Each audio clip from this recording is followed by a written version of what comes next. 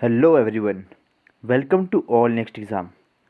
कतई जहर series GK GS for HP forest guard, HP TET, TGT, PGT और HPSSC के सभी एग्जामिनेशन के लिए ये क्लास आपके लिए बहुत महत्वपूर्ण है। कल हमने करा था इसका इकोनॉमी का पार्ट। ये कौन सा है हमारा? ये हमारा पार्ट नंबर 12 है। इसको ज़रूर नोट करें।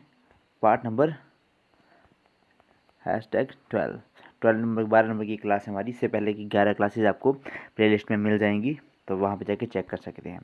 ठीक है, हिमाचल प्रदेश फॉरेस्ट गार्ड भर्ती, इसके लिए ये भी काफ़ी महत्वपूर्ण क्लास है। और साथ ही साथ हमारे जो टीजीटी, पीजीटी और एचपीएसएससी की कमीशन की क्लासेज हैं, उनके लिए भी काफ़ी ज़्यादा महत्वपूर्ण क्लास है। ठीक है, तो चलिए स्टार्ट करते हैं आज का पहले क्वेश्चन के साथ। आज का पहला प्रश्न है कि 26 नवंबर 1949 को अंगीकृत भारतीय संविधान की प्रस्तावना में शब्द सम्मिलित नहीं थे। जो हमारा प्रेम्बल आया था उसमें हमें बताना है कि कौन कौन से जो शब्द थे वो इसमें उस टाइम के वे नहीं थे, बाद में उनको ऐड किया गया था। तो चलिए स्टार्ट करते हैं हमारा कि पहला देखते प्रेम्बल। उद्देश्य प्रस्तावना। उद्देश्य का प्रस्तावना कब आया था? ये आया था 13 दिसंबर, साथ साथ में नोट ज़रूर करें, 13 दिसंबर 1946 में ये आया था। ठीक है, और ये कब पारित हुआ था? 22 जनवरी 1947 को ये इसको अडॉप्ट कर लिया था। 22 जैन 1947 को इसको क्या किया था? पारित कर दिया गया था। ठीक है, अब इसको सोल ऑफ द कॉन्स्टिट्यूशन भी कहा गया था। हमारे प्रेम्बल को यानी कि प्रस्तावना को क्या किया गया था? संविधान की आत्मा भी कहा गया था।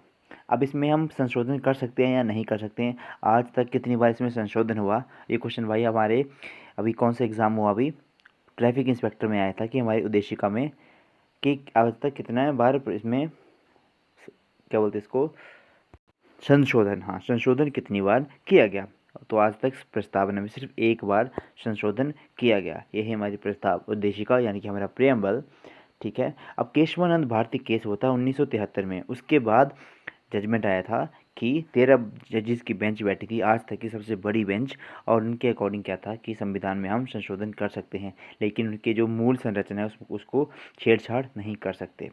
तो कब हुआ था? हमारा एक एक्ट आया था, हमारा 42nd अमेंडमेंट एक्ट 1976 में ये आया था, और इसको मिनी कॉन्स्टिट्यूशन भी कहा जाता है। इसमें जो है वो 3 वर्ड नए जोड़े गए थे। कौन कौन से 3 वर्ड थे हमारे?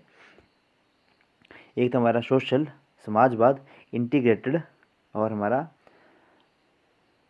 सेक्युलर।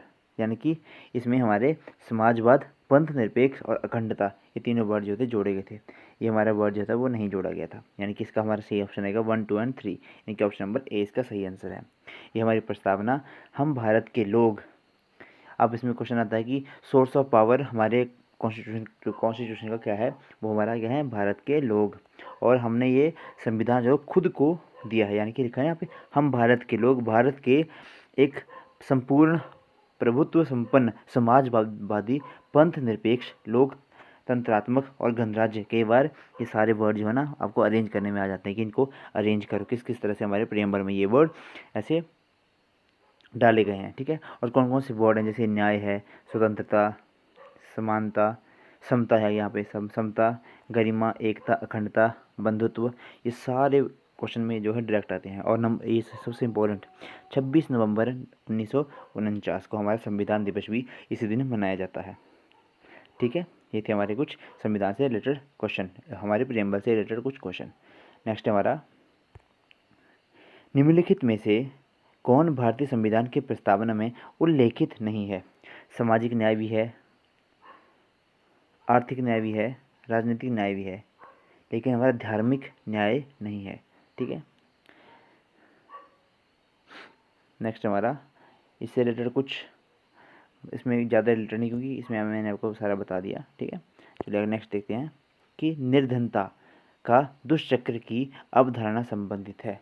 ये किससे संबंधित है? हमारा ये निर्धनता की दुष्चक्र की अवधारणा, ये है नकर्से से, ये इससे रिलेटेड है। ठीक है, अब इनकी बुक का नाम है निर्धनता की दुष्चक्र। ऐसे मत समझने कि उन्होंने क्या डाल दिया ये। ठीक है, कार्ल मार्क्स की कौन सी है? कार्ल मार्क्स की है हमारी दास कैपिटल। क्या है? दास कैपिटल है कार्मार्क्स की। Adam Smith, wealth of nation क्या है इनकी, वेल्थ ऑफ नेशन, काफ़ी बहुत ज़्यादा चर्चित बुक और बहुत बार इनको इनको क्या कहते हैं, फादर ऑफ इकोनॉमिक्स भी कहा जाता है ना, वेल्थ ऑफ नेशन इनकी पुस्तक का नाम है। और जेबी से, और जेबी से क्या मतलब, जेबी जी ने एक मतलब वो दी थी, एक पंक्ति दी थी कि पूर्ति अपनी मांग स्वयं उत्पन्न करती है। क्या है कि पूर्ति अपनी मांग को स्वयं उत्पन्न करती है। नेक्स्ट क्वेश्चन हमारा, भारत में राष्ट्रीय आय का आकलन करने वाली संस्था क्या है। अब भारत में राष्ट्रीय आय यानी कि नेशनल इनकम कौन इसमें वो करता है हमारा, कौन करता है हमारा, CSO, केंद्रीय सांख्यिकी संगठन हमारा CSO, सेंट्रल स्टैटिस्टिकल ऑर्गेनाइजेशन, ये हमारी हमारी जो नेशनल इनकम है उसको उसका आंकलन करती है। ठीक है। अब प्लानिंग कमीशन कब आया था, RBI के बारे में आपको पता, कल मैंने बहुत डिटेल में करवाया था। योजना आयोग कब बैठा था, ये 1950 में ये बैठा था। इसके चेयरमैन कौन थे, हमारे देश के प्रधानमंत्री इसके चेयरमैन थे। पंचवर्षीय योजना जो था वो उसी योजना आयोग की देन थी। अब नेक्स्ट हमारा, अब योजना आयोग को किसने रिप्लेस किया, तो इसको रिप्लेस किया हमारे नीति आयोग ने। नीति आयोग की स्थापना कब हुई, ओके, नीति आयोग ने इसको क्या किया था, रिप्लेस किया था। अब नीति आयोग के अध्यक्ष कौन है इस टाइम, हमारे प्रधानमंत्री नरेंद्र मोदी जी। उपाध्यक्ष कौन है, राजीव कुमार। और CEO कौन है, अमिताभ कांत, जिसके CEO हैं। ठीक है। नेक्स्ट क्वेश्चन देखते हैं, इसमें कुछ रह तो नहीं गया। अब CSO की स्थापना कब हुई, CSO की स्थापना हुई 2 मई 1951 में इसकी स्थापना हुई। कब हुई, 2 मई 1951 में। और इसका हेडक्वार्टर कहाँ पे है, न्यू दिल्ली में इसका हेडक्वार्टर है। नेक्स्ट क्वेश्चन देखते हैं, सकल राष्ट्रीय आय हमेशा निवल राष्ट्रीय आय से अधिक होती है, इसमें क्या सम्मिलित नहीं है। भाई साहब ये क्वेश्चन बहुत ज़्यादा कंफ्यूजिंग क्रिएट करता है, और मैं इसको आज मैं आपको मतलब शॉर्टकट वे में आपको इसका बताऊंगा। यानी कि जब हमने ग्रॉस, जो हमारी प्रोडक्टिविटी है, इससे हमने नेट प्रोडक्टिविटी निकालनी होती है, तो इसमें हम क्या करते हैं, इसमें करते हैं माइनस करते हैं क्या, डेप्रीशिएशन को माइनस करते हैं। जब हम ग्रॉस से नेट की तरफ जाएंगे तो हम क्या करेंगे, डेप्रीशिएशन इसमें से नेगेटिव करेंगे। और जब हम डोमेस्टिक से नेशनल इनकम की तरफ जाएंगे, ठीक है, डोमेस्टिक से नेशनल इनकम की तरफ जाएंगे, तो इसमें हम प्लस क्या करेंगे, इसमें फॉरेन जो इन्वेस्टमेंट होता है ना हमारा, उसको ऐड कर देंगे। हमारे फॉरेन इन्वेस्टमेंट को ऐड कर देंगे। तो अगर आपको क्वेश्चन आता है कि GDP को GNP में कन्वर्ट कैसे करते हैं, तो उसमें हम क्या करेंगे, जैसे है हमारा GDP, से पहले साफ करता हूँ, अच्छे से बताता हूँ इसको। क्या अगर आपको आया कि GDP को हम किस में कन्वर्ट करना है, GNP में, तो हम क्या करेंगे, सिंपल सा रूल है, क्या करेंगे हम इसमें कि P से P कैंसिल कर देंगे। ठीक है। तो हम इसमें से क्या माइनस करेंगे, हमारा यानी कि ग्रॉस से हमें जाना है, D से जाना, डेप्रिसिएशन से हमारा नेशनल की तरफ, तो इसमें क्या करेंगे, प्लस कर देंगे, ऐड कर देंगे। ऐड क्या करेंगे हम इसमें, हमारे जो मैंने आपको बताया फॉरेन इन्वेस्टमेंट। और अगर हमने GDP से, अगर हम GNP से,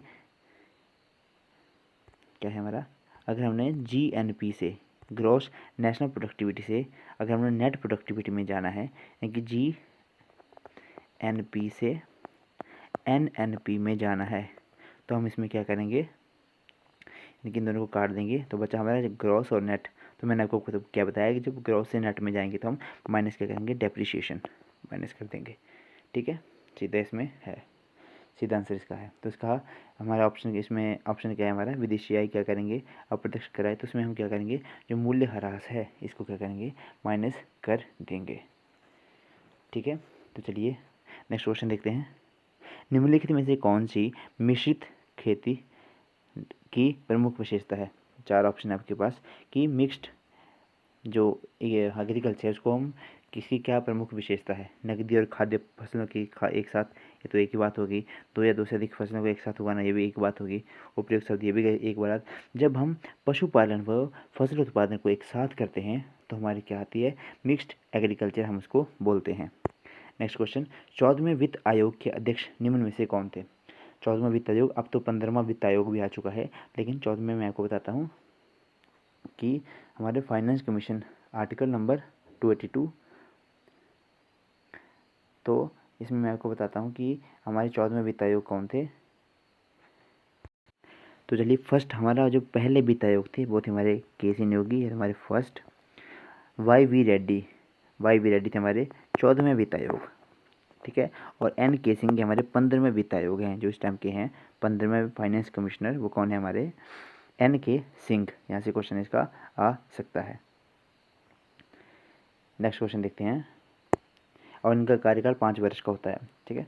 और कलकत्ता में भारतीय सांख्यिकी संस्थान की स्थापना किसने करी थी? यानी कि कोलकाता में जो सेंट्रल स्टैटिस्टिकल ऑर्गेनाइजेशन है उसकी स्थापना किसने करी थी?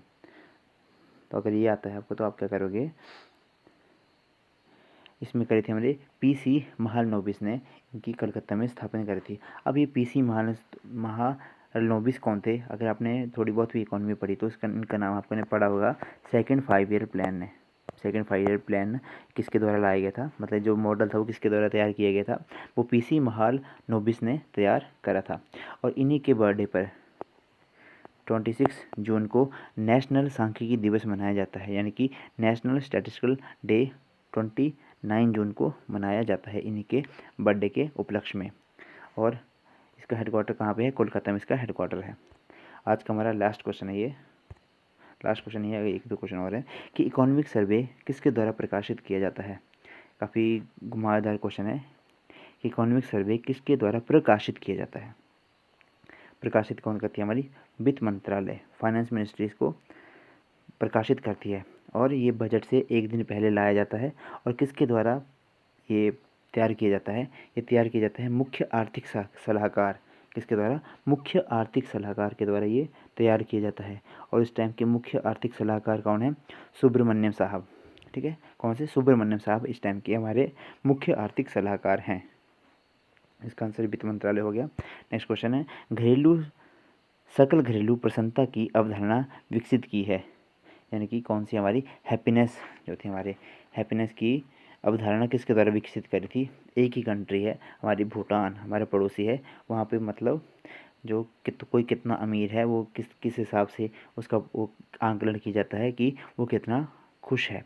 इनके राजा कौन है इस टाइम के? वांगचुक इनके राजा हैं। और भूटान की राजधानी कौन सी है? थिम्पू भूटान की राजधानी है।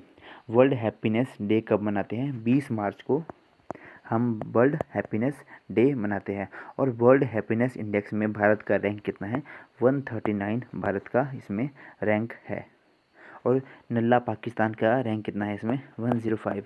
भारत से ज़्यादा खुशहाली पाकिस्तान में है। सबसे टॉप पे कौन है? फिनलैंड सबसे टॉप पे है। सबसे लास्ट में कौन है? हमारा अफ़गानिस्तान सबसे लास्ट में है, ठीक है। चलिए आज का लास्ट क्वेश्चन है ये, विश्व स्तर पर हरित क्रांति के जनक किसे कहा जाता है? सबसे वर्गीस कुरियन, ये कौन है?